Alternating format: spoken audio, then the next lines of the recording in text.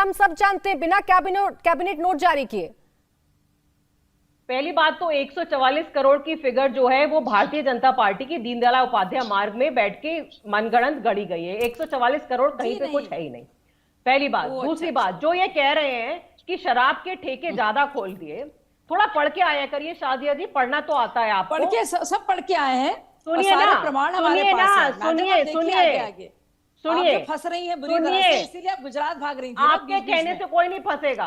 DTC bus लेके आप गुजरात भाग रही थी ना, मैंने आपको बता लिया। डीटीसी पे क्यों पहुंच गई? डीटीसी बस नहीं मिल पाई आपको। जी प्राची जी, अगर आपको जवाब चाहिए शाजिया जी एक सेकंड, बोलिए बोलिए रीना जी, बोलिए रीना जी, बोलिए बोलिए रीना जी। देखिए, पुरानी शराब नीति में 850 दुकानें थी, नई शराब नीति में सिर्फ 400 दुकानें खुली। तो ये जो झूठ ये परोसने की कोशिश कर रहे हैं कि शराब बिल्कुल झूठ है।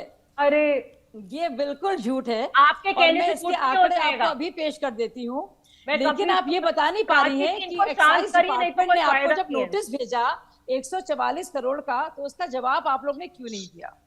इसका जवाब आप क्यों नहीं दे पा रही हैं, मुझे बताइए। मैं बोलूं?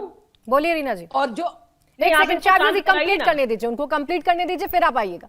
रीना जी, जहां तक अगेन उस पे ही वापस आते हैं कि शराब की दुकानें जो ये बोलते हैं ना हर गली मोहल्ले में खोल दी।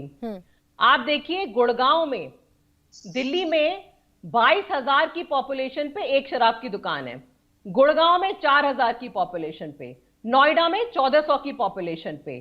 तो शराब की दुकानें तो इनके जो स्टेट्स हैं, ये कहां बनाया उत्तर प्रदेश पेपर और हरियाणा, वहां पे हर स्टेप पे, आप गुड़गांव में जाके देखिए 100-100 मीटर पे शराब की दुकानें हैं, नोएडा में जाके देखिए 100-100 मीटर पे शराब की दुकानें हैं। और प्राची जी, इनकी जो आप कह रहे थे ना एक्साइज पॉलिसी क्यों वापस ले ली, उसका यही कारण था कि भारतीय जनता पार्टी की कोशिश ये थी कि दिल्ली एक ड्राई स्टेट हो जाए और दिल्ली में अवैध शराब का कारोबार शुरू हो जाए, जैसे कि गुजरात में चलता है। और दिल्ली का जो शराब का रेवेन्यू है वो सारा गुड़गांव और नोएडा में ट्रांसफर हो जाए। तो इसीलिए आपने वापस ले ली? इसलिए हमने वापस ले ली। हमने कहा कि सरकार दुकानें खोलेगी। नहीं रीना जी, आपकी जो स्टैंड है ना, यही स्टैंड आपको सवालों में लाकर खड़े कर दे रहे हैं कि उपराज्यपाल की गलती थी, पूर्व उपराज्यपाल की, या फिर ईडी सीबीआई का दबाव था, या बीजेपी की साजिश थी। ये तमाम जो आपके बार बार स्टैंड बदलते हैं, इसको लेकर सवाल खड़ा होता है। खैर, मेरे साथ एक और मेहमान जुड़ गए, संजय शर्मा जी, प्रवक्ता टीएमसी, क्योंकि बात भ्रष्टाचार को लेकर हो रही है। संजय जी,